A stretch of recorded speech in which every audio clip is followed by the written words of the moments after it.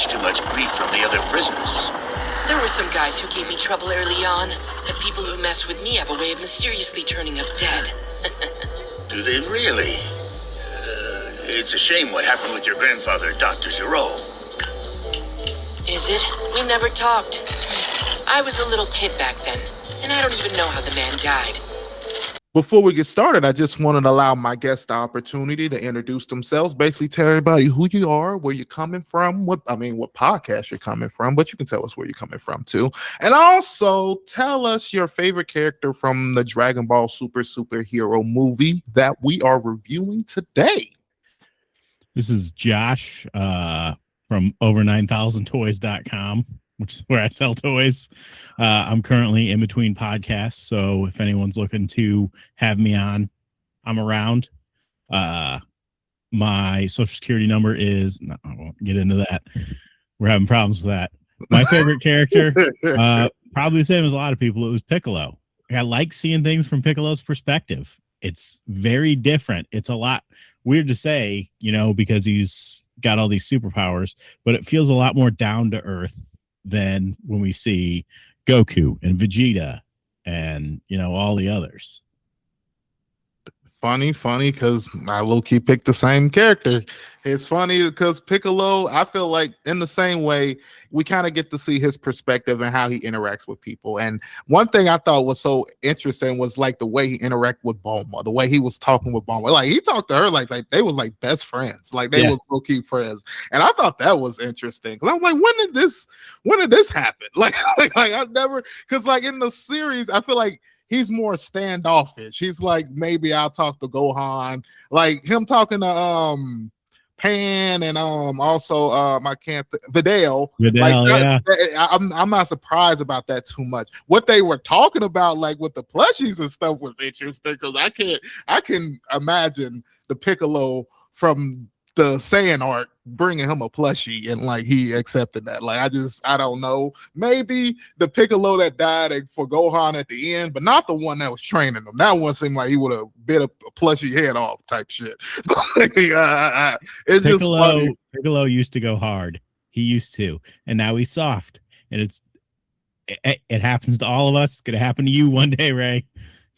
I feel it. I guess when you get a lot of kids around you, you start to kind of like see things from a different perspective. Because I feel like what Piccolo kind of showed in this movie is like he's the third protector. Like, any show he's more in tune with things than the Guardian of the Earth. This was one of my dislikes because when Piccolo goes up to the damn, why am I forgetting the name of everything? But when he goes up there to see the Guardian to basically get the balls and everything, Dende comes out and he was like, oh yeah, I did notice there was some bullshit happening. Why ain't Dende trying to get things together, get people like that kind of like what are you just waiting for the shit to fluster up? Like what are you doing? How old is Dende? 16?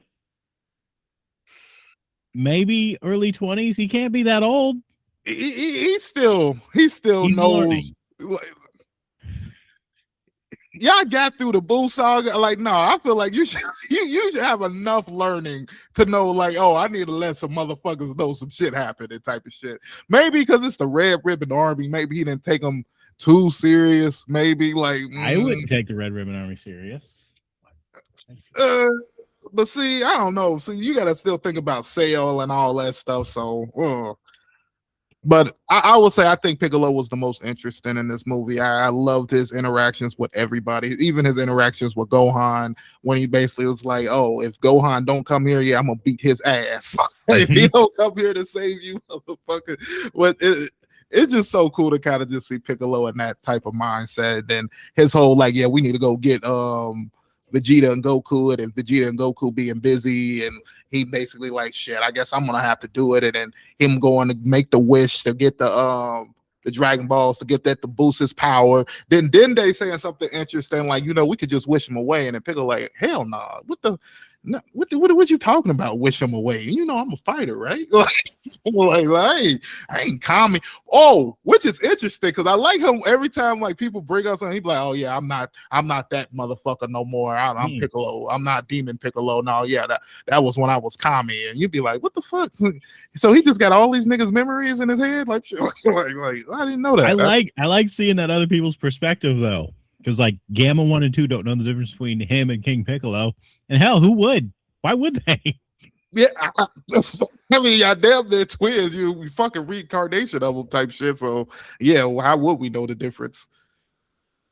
But I guess we'll just go ahead and tell you guys what we're talking about and tell you about things that we're kind of hoping for Dragon Ball, because they're kind of bringing back the series. We're going to be bringing back the Moro arc in a second, and then we're also got the retellings of the Beerus, and I think they're also doing Frieza.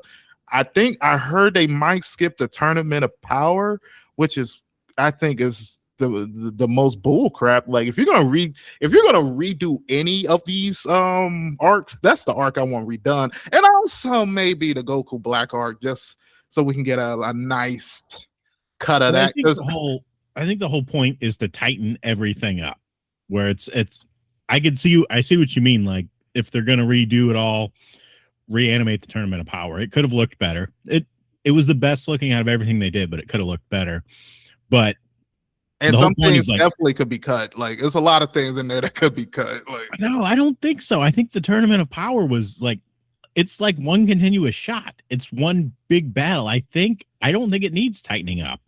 You don't need every battle that happened in there, but it's nice. It's good to see.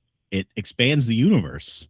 The universes. See, I feel like I would tighten it up, add some fights, and then I would change some things. Like I think I would change somehow the Z fighters got eliminated. Like I think some of them deserved a little bit more credit than what they were given. Like I think Piccolo and Tien getting taken out by like an ant and something like that. Like no, I feel like they should have been able to last longer. I think how it ends and everything is good. I like having like the Goku, Vegeta, and them going against Beerus. I mean, not Beerus, Jiren, and then Android 17. Android 17 to me was probably the highlight of the whole arc, because just seeing how powerful he was and his mindset throughout. To me, he was the only person that like was playing it like it was an actual tournament. Like he was really taking it serious. Like everybody else was. Well, that's the thing. They're like, right before it starts, they're all in this big huddle and they're like, this is our plan. And then it starts and everyone's like, fuck the plan. Aside from 17, Piccolo, 18, and Gohan.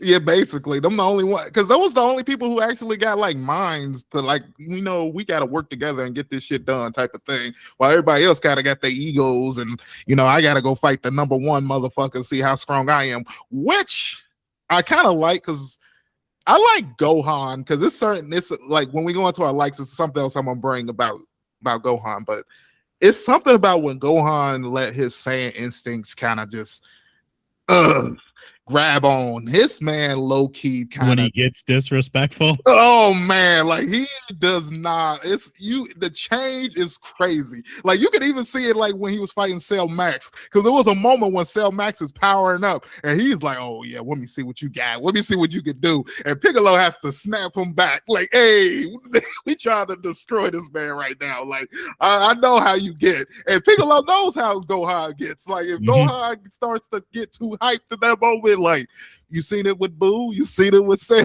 Like the man will lose when he actually should be winning type of shit. So before we get into that, we're just gonna go ahead right into the plot, because we talked about everything but the movie. So yeah, we're reviewing the Dragon Ball Superhero movie. It's the 21st Dragon Ball film focused on Piccolo and Gohan as they fight the reformed Red Ribbon Army, which has created powerful androids, Gamma 1 and Gamma 2, to seek revenge on Goku and his friends, which I don't understand for the Red Ribbon Army to still be on Goku's neck when he has literally destroyed you. He has destroyed the Red Ribbon Army, not like, taking out a few guys. He went to the compound, destroyed everybody, he's taken out Dr. Gero. I'm not personally, but like Now, he's taken out them. Like I want to pause you for a second because I have a story I've been waiting to tell you about when me and my kid were watching the Red Ribbon Army arc. Okay. So we're watching Dragon Ball, and smack dab in the middle of Red Ribbon Army, Tao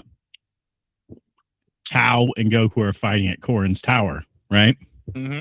And my kid's really into it, and they're going at it, and my kid goes, "Hit him in the N-word." And I said, "What?" And he said, hit the N-word. And I said, "Max, what's the N-word?" And he got real quiet and he goes, "Nuts." And I said, "Dude, just say nuts." Right? It's gonna be better to just say nuts. Oh yeah, don't be saying that around crowds. That shut down a room. I thought he was gonna say like nads or something, but I guess nuts. Yeah, I guess it depends because that also, show the innocence in kids. You know what I mean? Yeah. Like, because I remember one time my little brother was about to say the S word, and I'm like, well, I'm S word. I'm like, what are you talking about? And he actually said shit though, so I was like, oh, okay, so you know what it was. But it's just interesting. But going back, that fight is probably one of the best fights. I do like that Mercenary Tao fight versus Goku. The first fight and the second fight, because even when what's his name thinks he beat him, then knowing that the Dragon Ball end up saving Goku at the end, and that has Goku end up climbing the Korin's tower, doing the whole Korin's challenge, being able to get stronger through that. Because remember, this was the bullshit challenge at first before he actually gets the real water at the end when he actually got to fight Piccolo, which to me, I think I would have came back and been like, this kind of brings me back to a thought I was having, because I was talking to somebody and they was like, who do you think it's not like who do you think Master Roshi likes more, but who do you think he has more of a connection with between Krillin and Goku? Krillin. Thank you. And I said that. I was like, the man has lived with him. They seem like they really connect on a lot of levels. Like it'd be a lot of times where it seemed like they always together. I was like, he respects Goku as his student and everything. But to me, it seemed like if you think about it, he always pushed Goku off to go somewhere else. Like he always like, oh, you might as well go ahead, travel around the world and get more stronger. Krillin always fucking train with Master Roshi. That's the thing. I think it goes back to that Krillin in the first tournament, Krillin was like this far behind Goku. Like he was right there. But that little gap was enough more for Roshi to train him more. And I think that's when Roshi came around to Krillin being his favorite. And that time in between the first and second tournament. Yeah, because I think he also ended up taking Yamcha too around that time too. So that was probably, he was able to grow a little bit more closer with them around that time period, which I'll give you that, because to me, I always felt it was more like they had more of a similar potential, where Goku was more like, like I can give you the basics of what you need to do, but you need to go somewhere else so you can train. And that's why I feel like all the Earthlings are like kind of like closer in power than like Goku is, because he always got kind of thrown off to somebody else. But the respect of where he got his training has always been there. Like you always know Master Roshi was there type of shit, especially anytime he ends a fight with the Kamehameha, because that's when I'm like, that's me. That's my move. Like I'm always pointing that shit out if I was Master Roshi. But going back to our plot, the story takes place after the Dragon Ball Super Broly movie and features a new 3D CGI animation style, with the plot center on Piccolo's training Gohan's daughter Pan while the Red Ribbon Army attacks Earth. So for my first question, I kind of want to ask you, Josh, how did you feel about this new CGI animation? Do you think this is the new way Dragon Ball movies should be?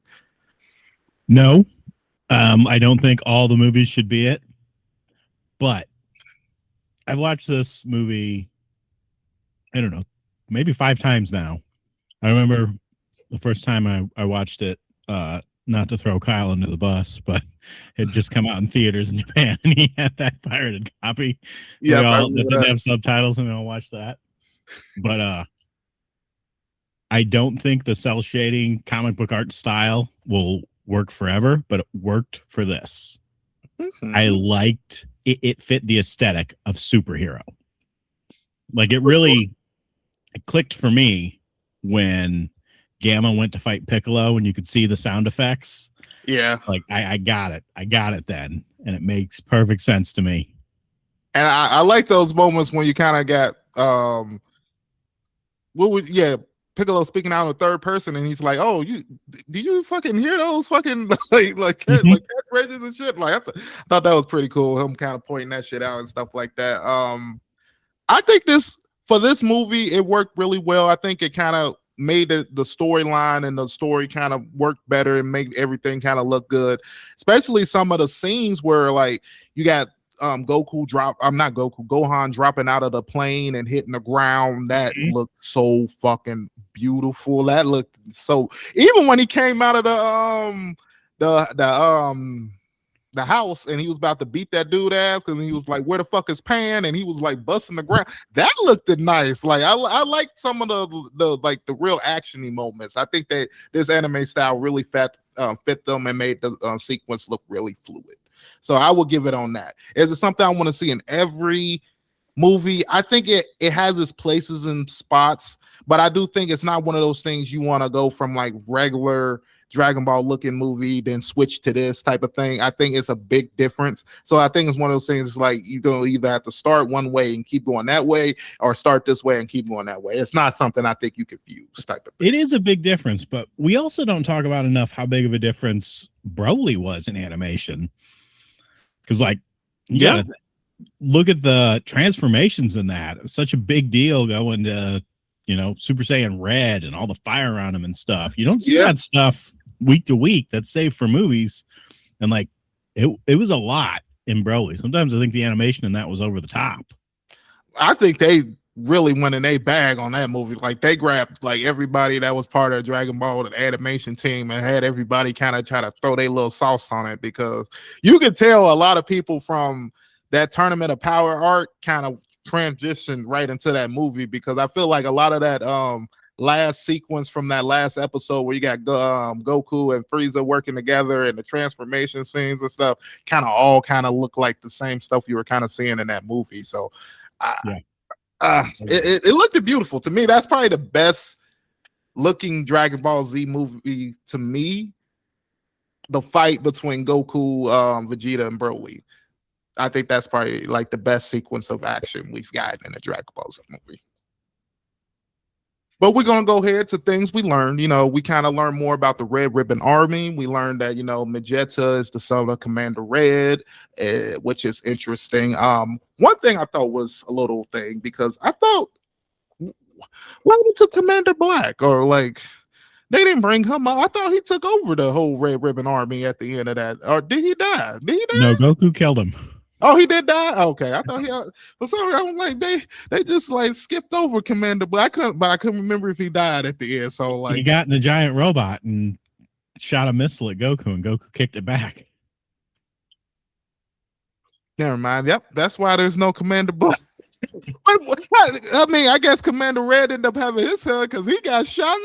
You know what I mean? I guess he impregnated what's her name before she escaped with the money or type shit. If that's who they saying is the mom, I'm thinking so. But throughout that whole thing, we also learned that I'm not sure if this is what they were saying, but I think maybe they were saying Android 16 name was Gevo. Yeah. That is interesting, because I actually had to do a whole little search on that, and I guess he was an elite, Red Ribbon Army soldier type thing. So I'm like, oh man, I wish they kind of would have explored that a little bit more. But when you see the images, it's like, oh, that gotta be like the same person. You know what I mean? I wouldn't be against the whole prequel of the Red Ribbon Army. I would like to see some of that. Yeah, to be honest, like just a little more about like, I would like to see a little bit more of Dr. Gero and like where was he? Because like I do not remember. Maybe you can think of it, but I do not remember him ever really being mentioned in Dragon Ball. So like yeah, he's not mentioned till the Android arc. I want to know how he got Vomi. Like, look at that dude. He's ugly as hell. I want to know where where the idea of getting in, like why he's wanted to start making androids, and then what made like Goku really be the target type of thing. Like, was he really making androids to help the Red Ribbon Army try to get these Dragon Balls, and then Goku stops him? So now I'm like, my goal now is to go after this kid and kill him. Like, but you had this like plot for almost 50 years type of shit. Like, but I guess you never know because Goku keeps getting stronger. So like, you might build an android, but he didn't get stronger. Like, you know what I mean? So now you got to keep doing this shit. But I just find it interesting that he was, whatever happened then created this whole like mindset. Now I have to kill this kid type of shit. So yeah, it's such a generations old battle too, because now he's fighting friggin' Goku's granddaughter. You know what I mean? Like, and now he got his own like kids and aunts, nephews. I'm not gonna say ancestor because he ain't that old. I mean, like, this is just like the next generation down. So I mean, he got his fucking son now in it. But I think it's interesting that now you got is it Hedo? Hedo, yeah, like Hedo, and he's like obsessed with superheroes. And I love that dichotomy between like, that's why I keep thinking like a lot of like anime villains, you be like, when you be looking at them and you see what they be doing, it'd be like, man, are they truly evil? Like, you know what I mean? Like, getting into this Frieza stuff again, man. No, we don't have to get into Frieza because I understand Frieza is evil. The first form of Frieza we get until he dies and come back in Super is evil. That no redeemable qualities. But the Frieza that comes back in Super is just a sociopath. Like, I just can't see him out here doing the same shit. But maybe it's possible. But I'm just saying, I just feel like if you look at a lot of like characters from like Z and stuff, and the fact, because this is something that was brought up from another person that we usually podcast, and they were talking about maybe they should have brought back Cell. And then you start to think back, like, they keep bringing back all these characters and stuff, and you like never really get who gets to be the one that's like, you know, that gets to stand out. Because if they keep coming back, I feel like it kind of diminished what we've seen in them before. Like, and then it's like, now to me, they have to have you have to have a good reason to bring this person back. Which to me, a lot of these people, it's been like a little slippery slope. But some of these characters, I feel like you kind of had to bring them back because they kind of within the mystique of Dragon Ball. Like, I will give Frieza and Broly. They are within the mystique of Dragon Ball. Like, people know these characters, but then when you start bringing back everybody, it's like, you know what? Like, we still got Boo around, and we don't even do nothing with Boo. Like, let's bring back second form Cell, and also that robot Gohan saw in a cave once. Let's see what he's up to. It's like, you know what I mean? It's just get to the point. But why? That's why I kind of like when they brought in Moro, and then you get in the next, or you get Granola and stuff like that. You get these new people and kind of see these different stuff. Because when you keep bringing back, I feel like we just in the same area, we're in the same place. We're not really exploring more of the world. Which I'll give you Broly, because they brought in 2 new characters with him, and now they kind of mainstays within the story. But it's just like, come on, I just like kind of seeing new things. And yeah, you're talking about, what were their names? The 2 new characters. I know one is Chile. Lemo and Chile. I like that we have 2 new characters that aren't fighters, because we're like, we've got fighters, man. We do. We don't need anyone else fighting. We need people on the back end. We need to see what's going on. You know, there's more to the world than the fights, and we need to be able to focus on that a little bit. Yeah, and I kind of like how they explored that a little bit, and you kind of get to see the dialogue kind of change, where you get to see them talking with I can never remember the guy name. You just told, what was the names again? Chile and I forgot it too. Chile and Lemo. I liked his interactions with Lemo, and Lemo basically, you know, I came off the Frieza ship, and I was a cook and stuff like that. Now he's cooking for Beerus, and he fires Whis, talking about, you know what, we might as well just hire this guy to be the chef. I'm done with you, Whis. And then you got Whis playing around like, I don't want to be on the streets. Like, this is like, okay. I just like having that dichotomy in there, and then that whole little, does Beerus like Chile? Like, what was that little bullshit he was on right there type of thing? Like, and I don't like the whole little goof of that. The bitch was stealing. I like nobody gotta realize like that whole bag was stuff she was trying to take. Like, get out of here. He knew he was just gonna let it slide. But I do like the Beerus has always had a presence. I like the fact when she found out that was Beerus, she like, oh, that's Beerus. Oh, let me go throw this shit away. I ain't trying to take nothing from you because, man, I do not want them problems. I do not want those problems. Mm-hmm. Okay, now we're gonna go to things I thought about while we watched the movie before we get into our likes. We're almost there, guys. I know you're kind of like, damn, when are they getting to the likes? Like, when are they gonna start talking about Dragon Ball? I mean, if we haven't been talking about it lately, man, it's kind of crazy. What do you think? How do you think Dr. Gero was able to escape the whole Goku assault? He wasn't there. You think so? I think it was luck. He just wasn't at that base. Maybe he was at a different base. Maybe he'd already, run into the woods to hide. But I don't think if he was there, he would have lived.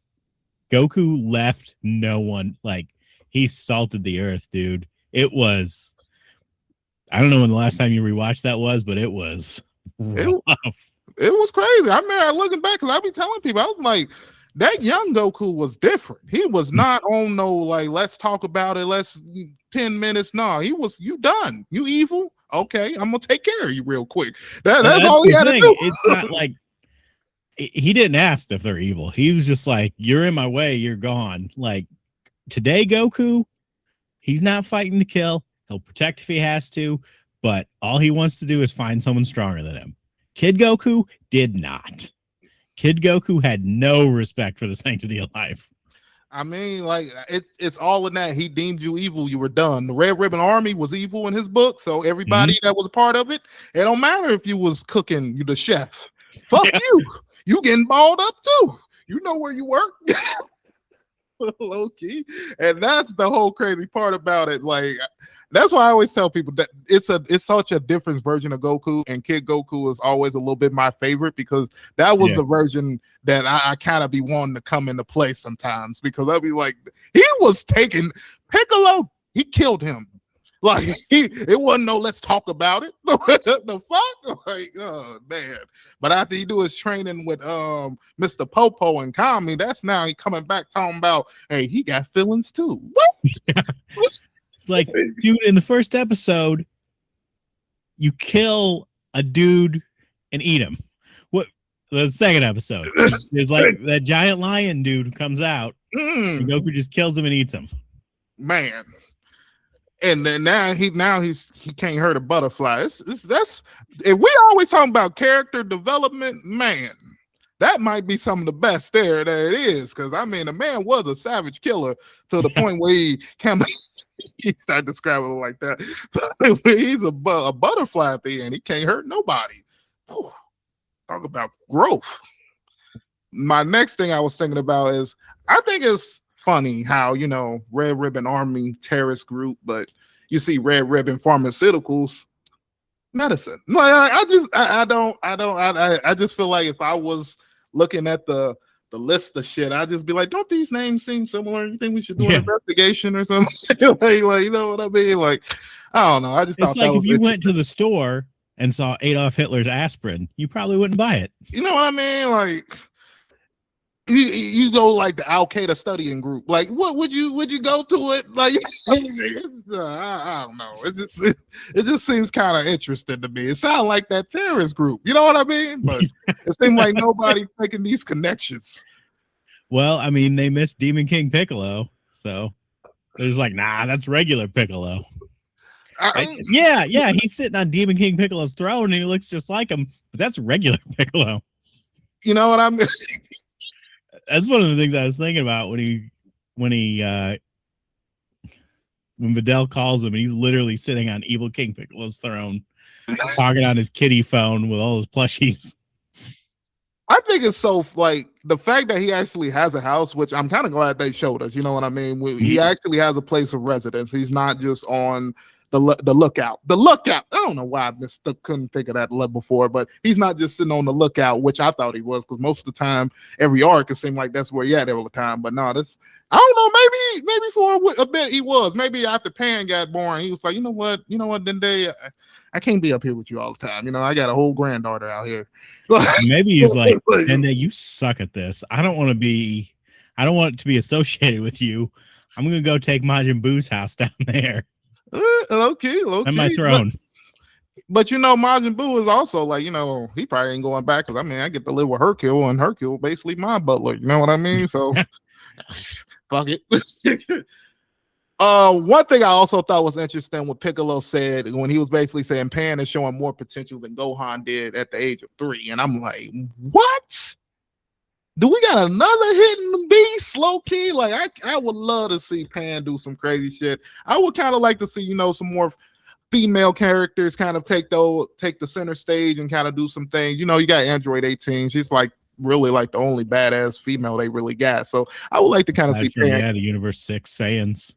Yeah, but unless we go to Universe 6, we ain't really gonna see them. You know what I mean? So it would be kind of cool to kind of see Pan.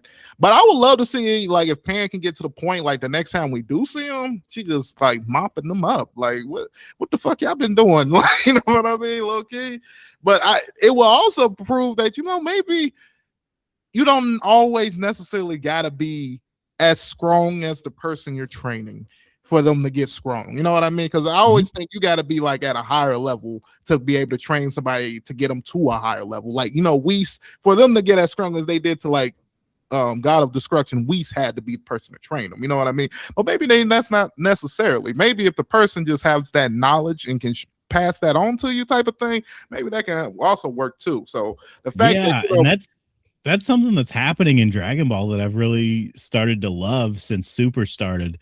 Like, really, up until now, it's been there just has to be a stronger person. Someone has to have a stronger power level. That's the only thing it can be.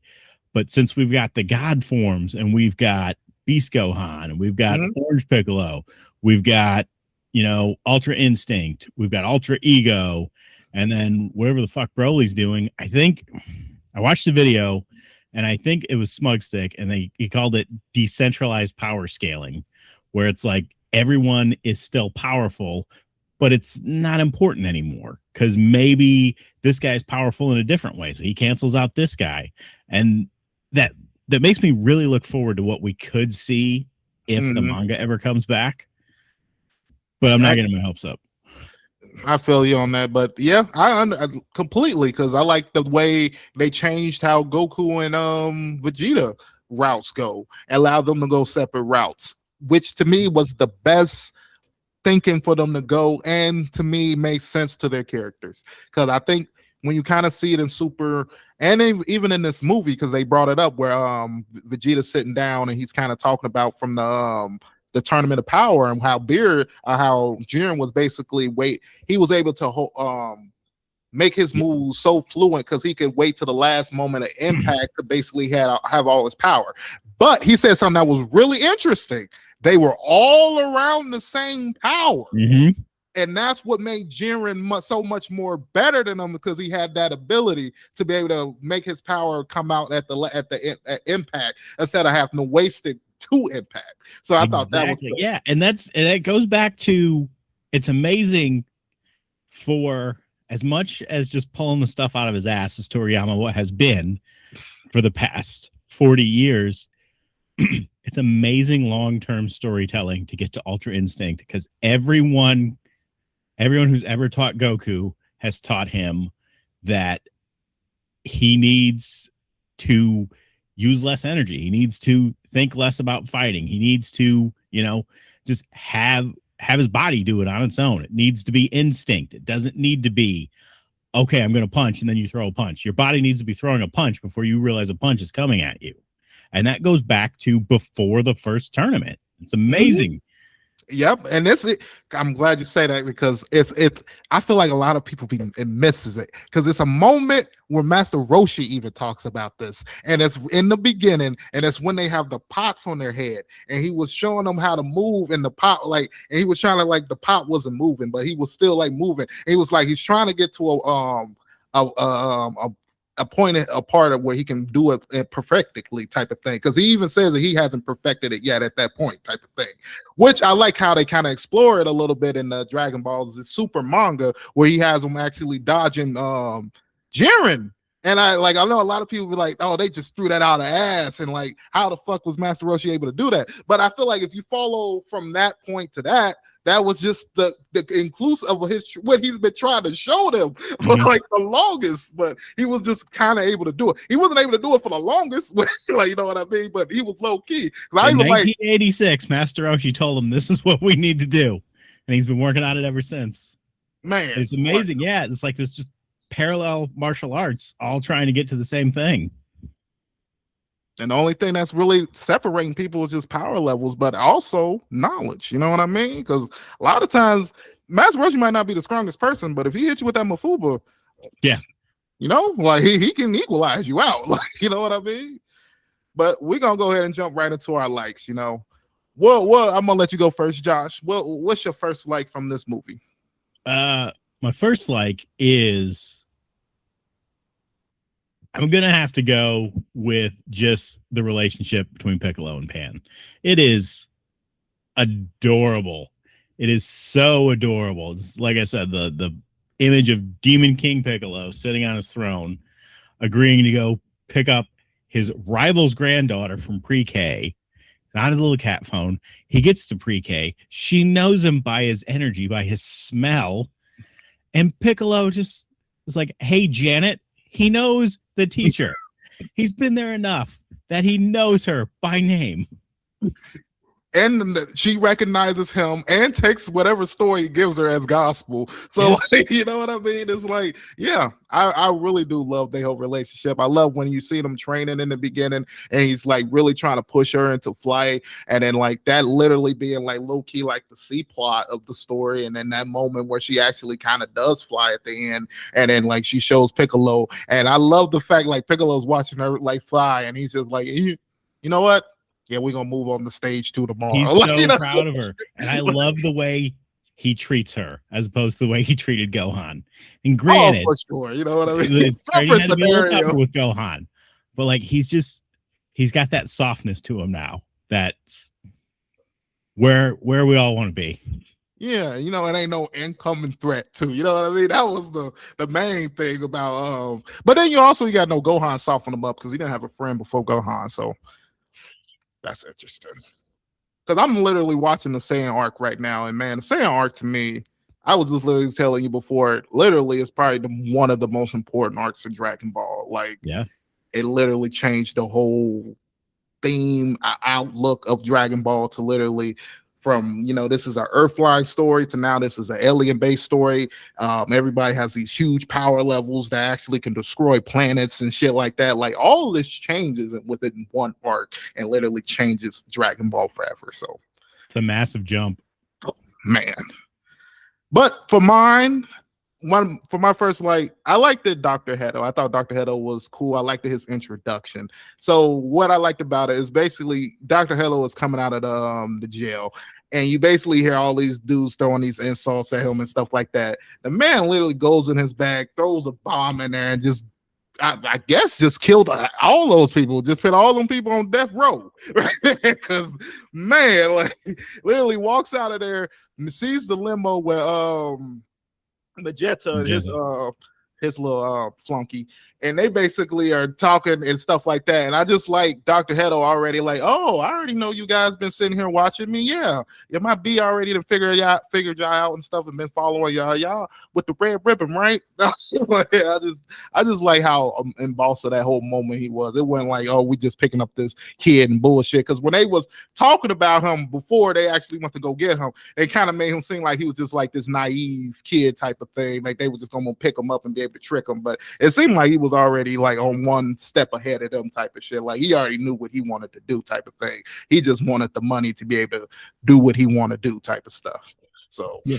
And I like, there's a line he says when they pick him up in that limo and they're like talking about ruling the world. And he's like, I've got zero interest in yielding that power, which is a big question I have for every villain who wants to rule the world.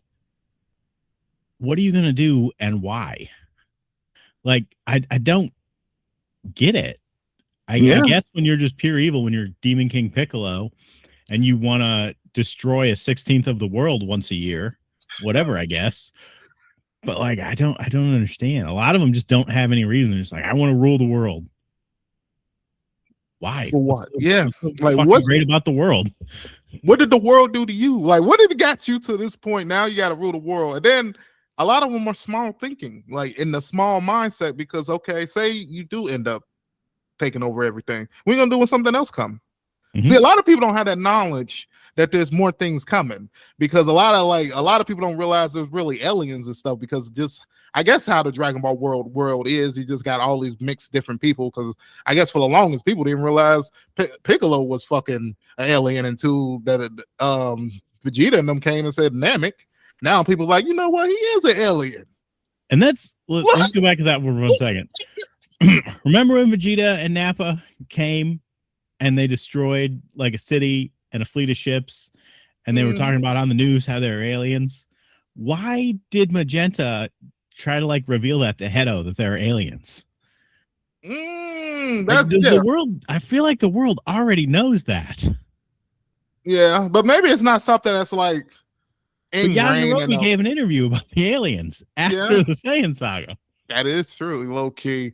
But see, it might be like those that, like, you know how people talk about Area 51. Like, we know it exists, but they just don't believe it. You know what I mean? Until you see it in your face and in person, type of thing. Because you got to remember, half these movies, they just be like, "Oh, that's just rich people shit," you know, light shows and bull crap. You know, I get, and then it's probably hard to really take it serious, because every time something big happens, you know, we'd be back the next day. I don't know what happened, you know. Yeah. You know what I mean? 24-hour news cycle. So it's like I can kind of see, but to me, they do know of certain people though, because like I remember one time they brought up Goku. Yajirobe brought up he knew Goku, and they was like, you know Goku? Like they do know of certain people type thing. So like, I think Master Roshi probably got that type of same respect. Like, because I think at the world tournaments, every time people talk like they know Roshi, they be like, you know Roshi? You know what I mean? Yeah, in Dragon Ball, Roshi was a big deal, and like TN was towards the end. Like, all the World Martial Art Tournament winners were a big deal, but I guess when Mr. Satan came along, he changed the game, man. He was like, and what to me is Ali. Boxing used to be a gentleman's sport, so Muhammad Ali came out and made it a spectacle. What happened? You know what happened? TV, cameras. All the other ones weren't really televised. I don't think you've really seen any cameras at the first or second one, if I'm remembering correctly. And really, man, I don't even think they seen any at the third one, really. So it's like not televised, which is weird, because I guess they're popular enough. You would think low key, but I guess that was more like word of mouth. Maybe it was like smaller type of thing, but it was a festival. It seemed like a lot of people were going there to those islands, because it seemed like they held those on just islands type of thing, if I remember correctly. So I mean, it was big enough they were able to do that, because that you would think that would cost low key. Yeah, it's like a whole resort devoted to it. But we're gonna go ahead and move on to the second one. I like when Magenta is kind of explaining to Dr. Hato, and he's trying to kind of make the Z Fighters and Bulma into like the villains, and he's kind of like retelling things and making the Capsule Corp like, yeah, they are the ones that's been brought all the bullshit, and it was the Red Ribbon Army. We were trying to fight them for the people type of thing, and you just like sitting back as the person, you know, as the viewer, because we've seen the story. You're just like, what the fuck, really? Is he able to really trick Dr. Hito like that? Like, you would think he's seen things too, but I do like in the beginning, he's like, Capsule Corp? Really? Like, no, I can't believe that. Like, but then the more he's explaining stuff like that. But see, I think Dr. Hato really just wanted to build these androids. I think that's a big part of it too. But I'm like, I've got that on my list of likes as well. I love that story. I wish they would have animated it. I would have liked to see it the way he was telling it, like maybe as like animated comic book that way. Because he's like, what did he say? He's like, they're obviously aliens, and they've even got Demon King Piccolo on their side. Yeah, and then he shows the video of Trunks fucking smoking Frieza, and man, I get fucked up every time I see that. I love that they actually have that whole version of that fight. I think that's pretty cool that they actually got that. And then I just love just seeing Dr. Hedo just like listening, just watching this, and he's just like, really, like, is this going on? But Vegeta is really trying to bring this like story out. And I just like the fact that you just turned Bulma, this character that normally is just a sideline rich lady, to like the mastermind behind all this stuff that's happening. And like, it's just funny to me, because just being a viewer and you watching Bulma, just thinking her as like this leader type, I just can never see it, man. Just the fact that how she uses the Dragon Balls, I just could never see her in these type of roles, man. But I will say she's doing something I've complained about in the last review, because I'm always like, why the fuck are they just allowing the balls to just be anywhere, allowing motherfuckers just to collect them? Yeah. And like you've said it before, man, Bulma's kind of the leader. The team revolves around Bulma. She's there. Like Piccolo does the thinking on the field, but when they ain't fighting, she's doing all the planning. Yeah, low key. I mean, she's the person. Even Piccolo has to fucking get connected with her so she can connect with Whis to even bring Goku and Vegeta here, or to even get the Dragon Ball. So she's always low key gonna have some reason to probably be in every movie. Yeah. Let me get to my number 2 like out of this then. Okay. It is Bulma.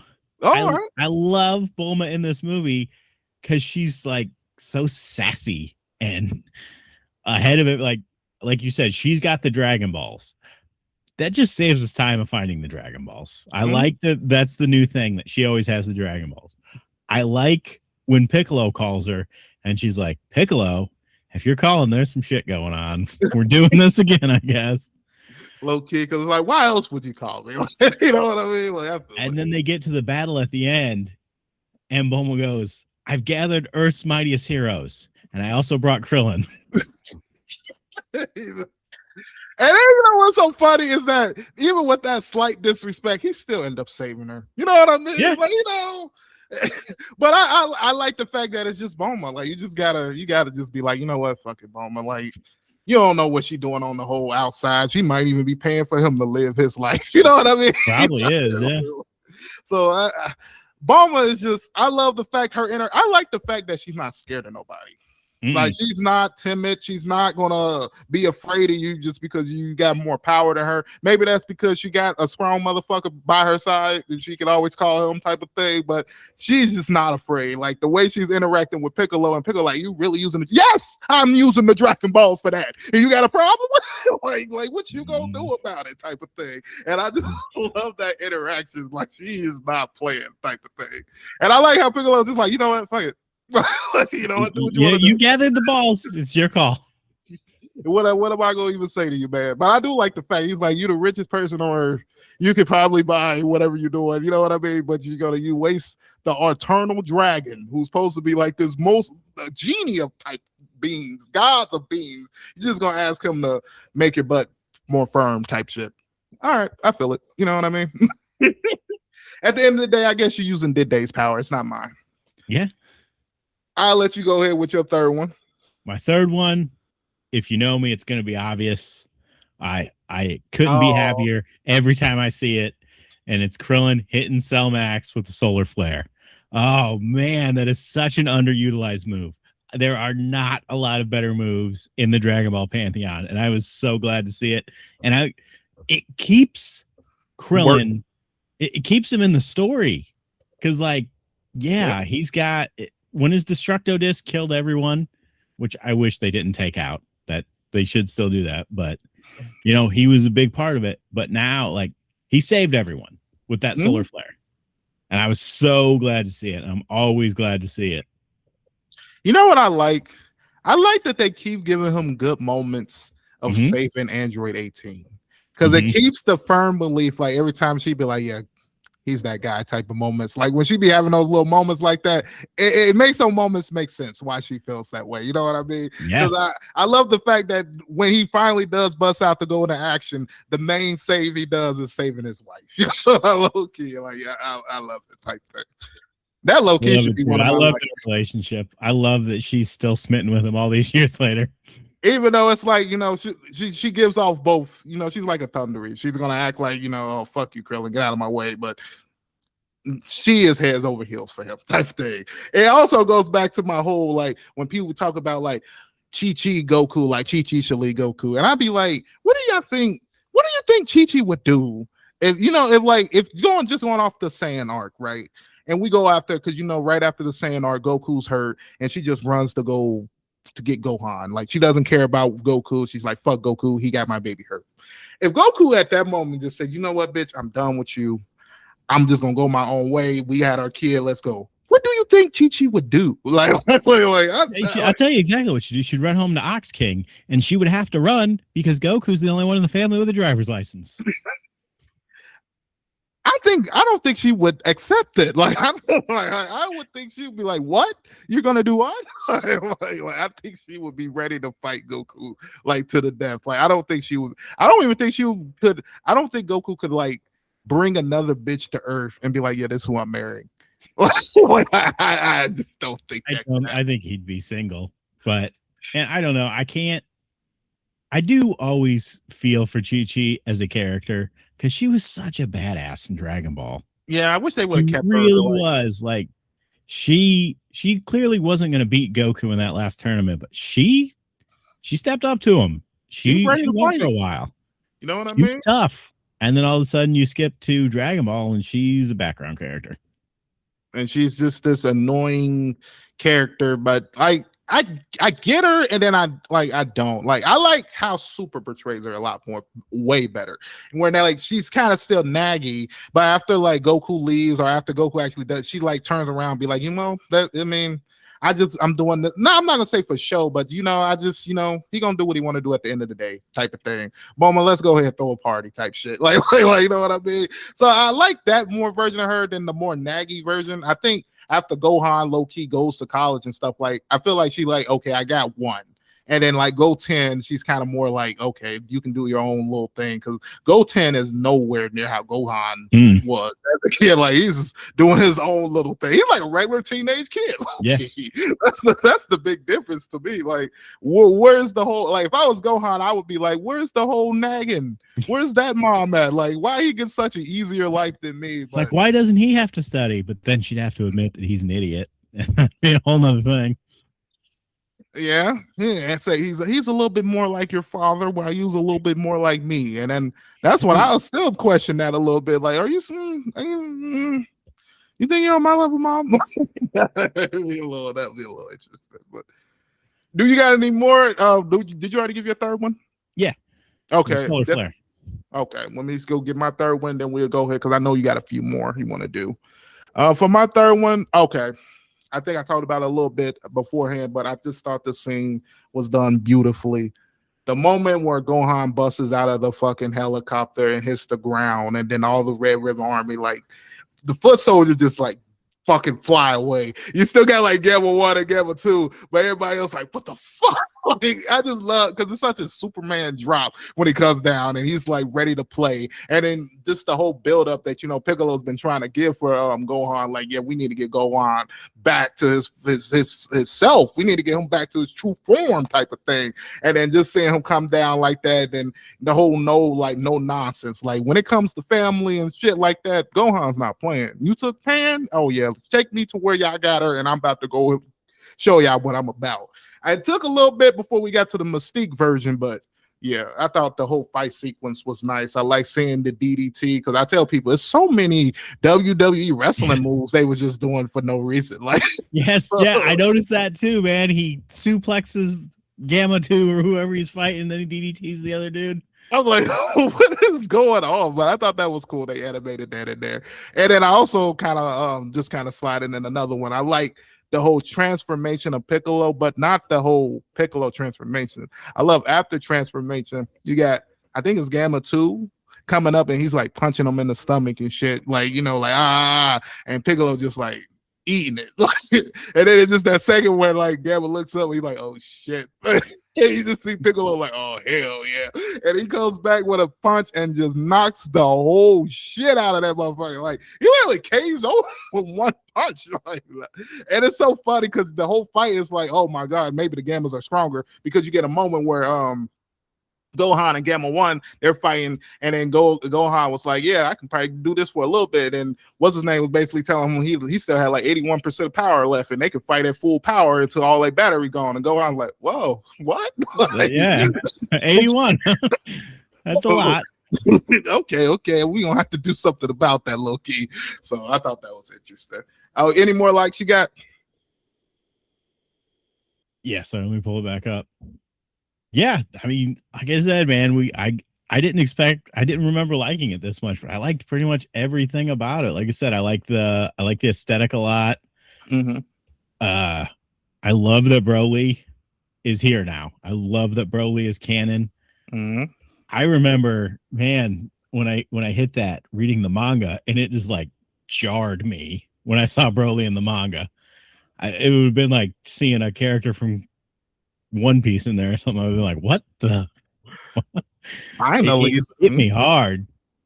When Piccolo summoned Shenron, and Shenron's like, "Oh, hey, Piccolo."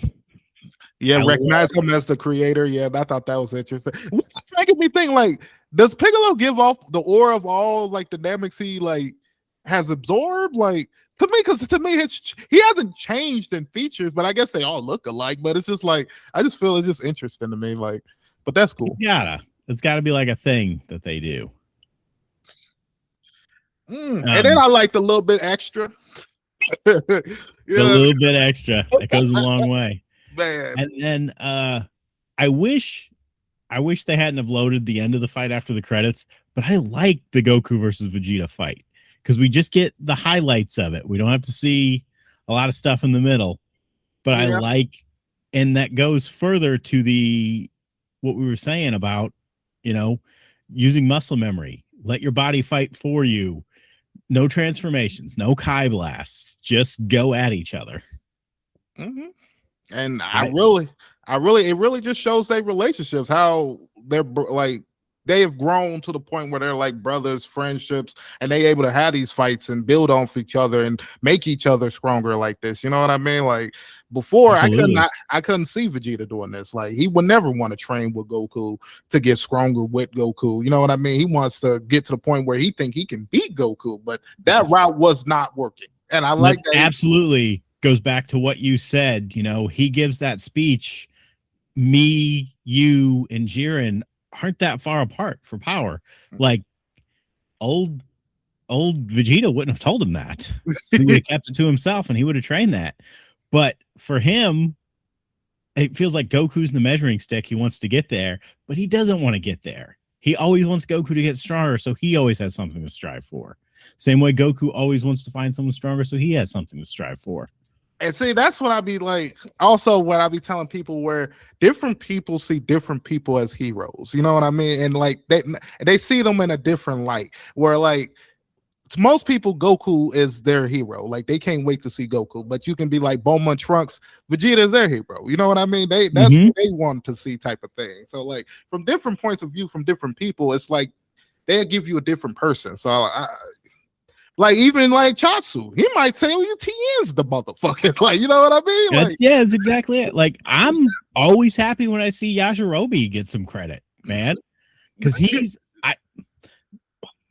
I respect Yajirobe more than just about any of the fighters because he's scared as hell and he doesn't want to be there. Yeah, but he is, and most of the time always does something important. You know, like that's the crazy. Maybe thing. Not in this movie, but at least he was there. I'm usually talking about the Saiyan arc, because I'm still watching that. And then what makes me mad is when Bulma comes right after that and she hits him with some of the most bullshit insults that I think is, when she basically was like, you should have been the one that died. Where were you? And I'm like, bitch, where were you? Like, bitch, where were you 2 weeks ago when you were broken up with Yamcha? Because he went to a concert with some other girl because you refused to go with him and he already bought the tickets.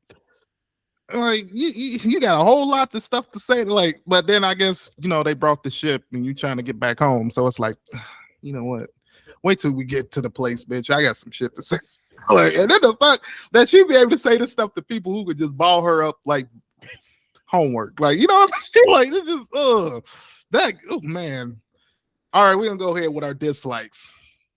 We getting too closer to our wrap up stage. What's your dislike? I don't have any real dislike. I mean, there were things I didn't love, like we said, Orange Piccolo. I could go either way. I like that he has something, but Orange Piccolo, I'm not in love with the design. I don't like that Piccolo was always exaggerating how strong everyone was. He kept saying that him and Gohan kept saying that all these villains were that Cell Max was as strong as Vegeta.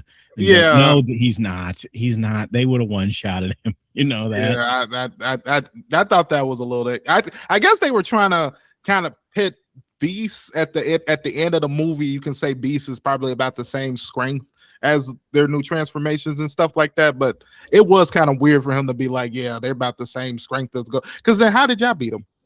Yeah. You're not stronger.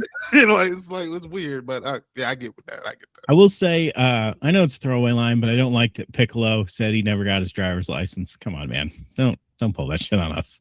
We know you got your driver's license. I guess my only real complaint was not getting to see Gotenks, Teen Gotenks.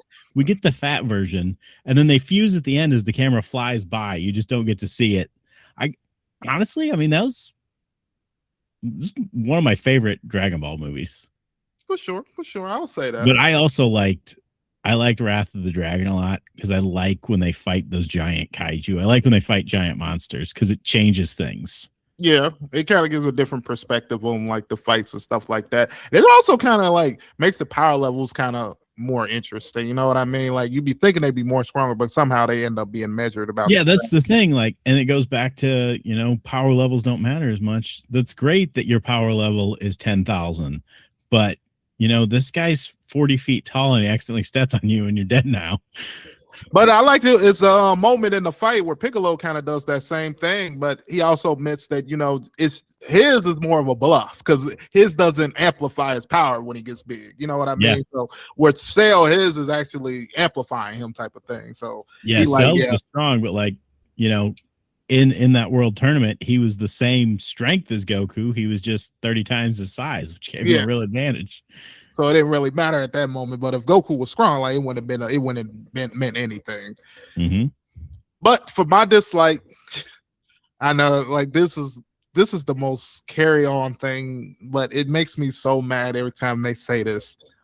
Anytime they mention Boo sleeping, it just makes me so mad. Like it's so overused and so bad of an excuse. Like, come on, man. Like, either we make the villain strong enough where Boo can't beat them, or y'all just like, why is Boo still here, man? Like, that's the thing. Take Boo out. Be like, oh man, Boo went on a journey through space to try to find other Majins. There you go. You know what I mean? Like, he really, there's no point to really say. I mean, unless there's a part when he's where Hercule was, we really don't even really see him. So, like, it just makes no sense. It just throws that line because you're always going to mention them because he's there, but then it's like he's never going to be able to really do anything. So it highlights the fact that he does do something in the moral arc when he actually does something, but it's still like, come on, man. It took literally, 7 arcs in Dragon Ball to get this motherfucker to actually fight when he's awake? Like, do the villains know his schedule? It's crazy out here. But I'm with you. That's not even the first or second time we've heard that excuse. It happens all the time. And I always say it's probably because how Boo powers are and how they interact. Like he's like such a weird anomaly. Like everything that he can do is like, come on, like having his abilities interact with other people. It's like, come on, how will they interact? But it's still like either he's gonna be able to help out or can we just let him go away? Because I'm tired of mentioning him. Because he's not doing anything. Like he's just there. And then it'd be making me wonder, like when they get to those points and they be destroying the earth and stuff, like when Frieza blew up the earth, did Boo die? Like Probably no, not. no one even mentioned that. Like what, it would have been cool to just see him just floating by, like when they was in that bubble, he'd just be like, "Oh, look at you guys!" Like that would have been type of cool type of thing. But it just be like, come on. But for my other one, it's basically what I kind of said earlier, like when Dende going up there and not contacting anybody. Like, why are you supposed to be the guardian of the earth? Come on. Protect the earth. I don't care if you just told Krillin. Krillin probably could have handled it. You know what I mean? Like before like all the androids got there. Before the like, androids got built, Krillin could have, yeah. He could have took care of that. He's stronger than Goku was as a kid. For sure. He'd been able to at least ball up Magenta and his little assistant, take care of them real quick. But and I like the fact when Dr. Hito at the end was like, yeah, you know what? I'm just gonna take myself back to jail. And he was like, oh no, you don't need to do it. No, yeah, jail's done with you. We don't need you back there. They don't want you back. Really, like I'm trying to keep my 9 to 5 smooth, man. I ain't trying to be worried about no extra bull crap.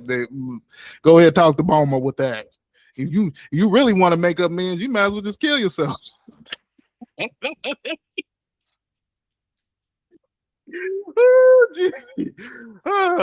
But I guess we're going up to our more get closer to our wrap up. What would you want to give a rating for this movie?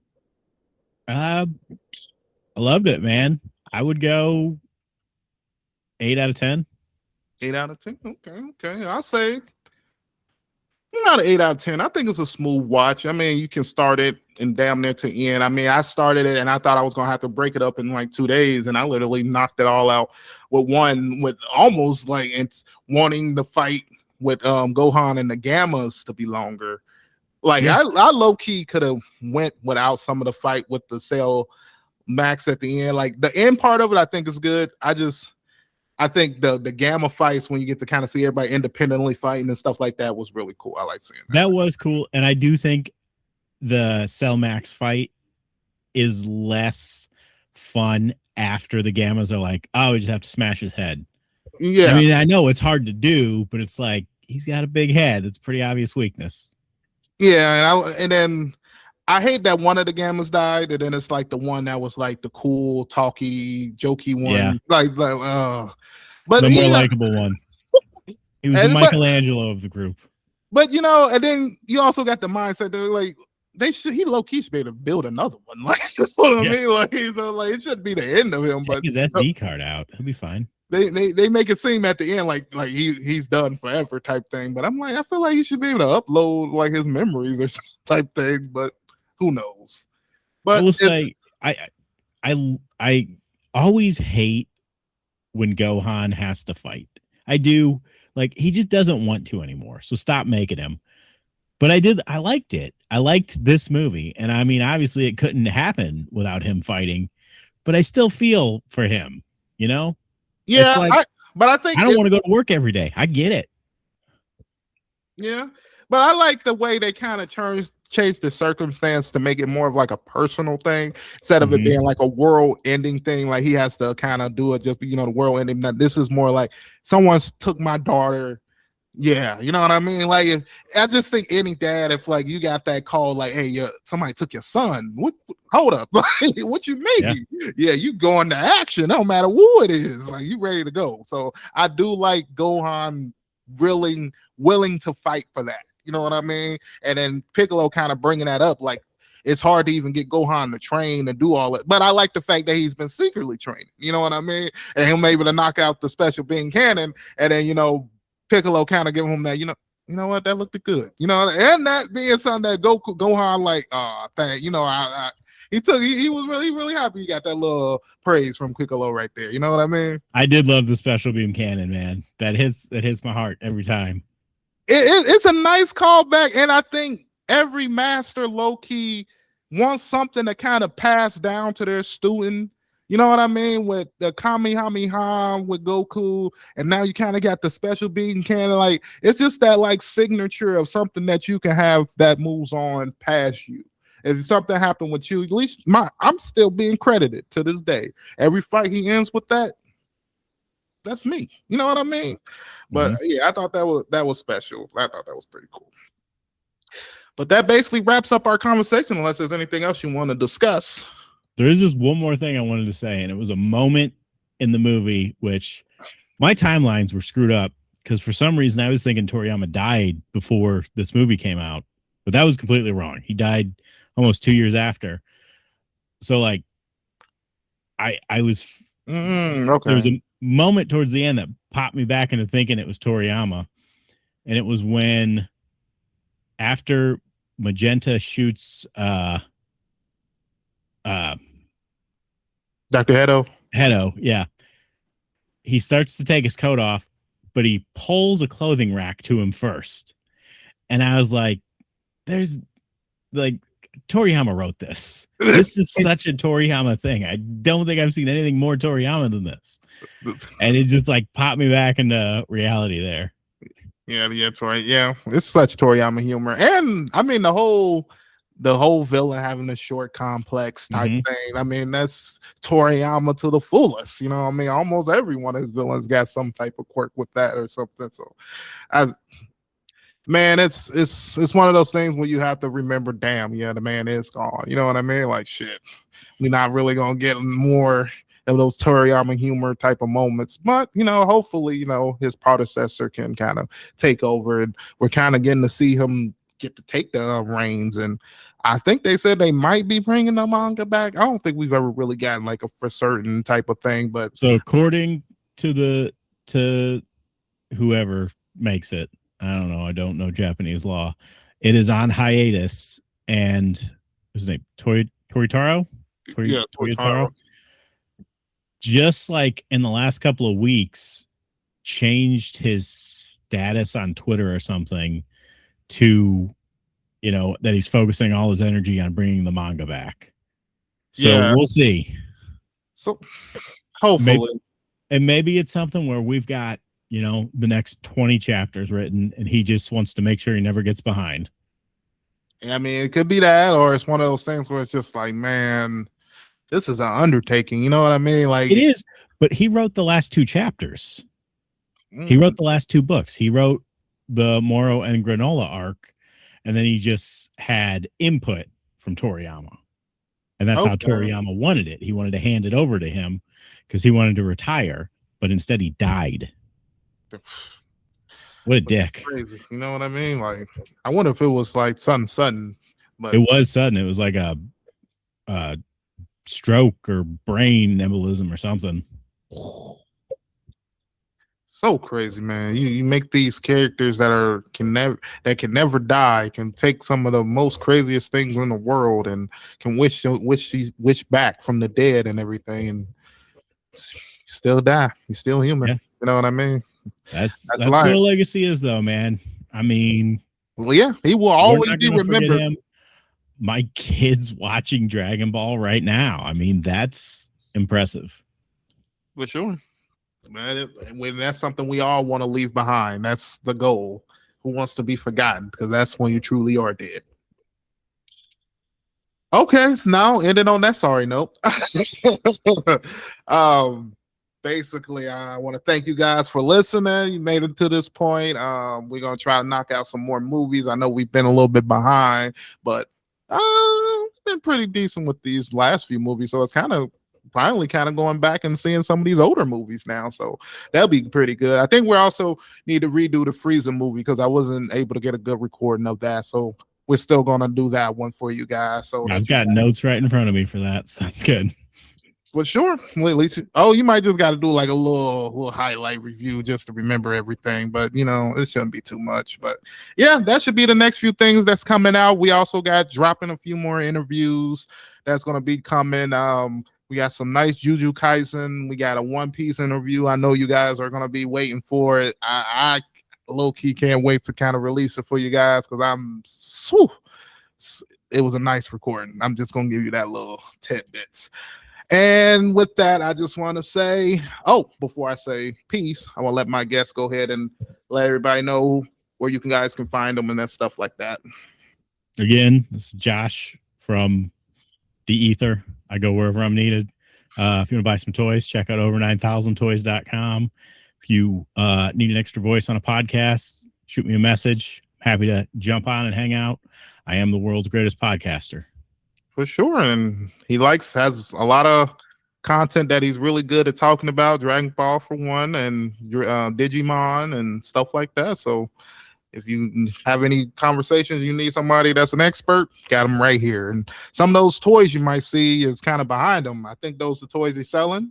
But if you say those not, then okay, maybe those are not the toys you should be looking at to think of buying. But look at the website. I will have the link below and stuff like that. So, but at least you know he probably picks out some good toys for you to buy. And with that, I just want to say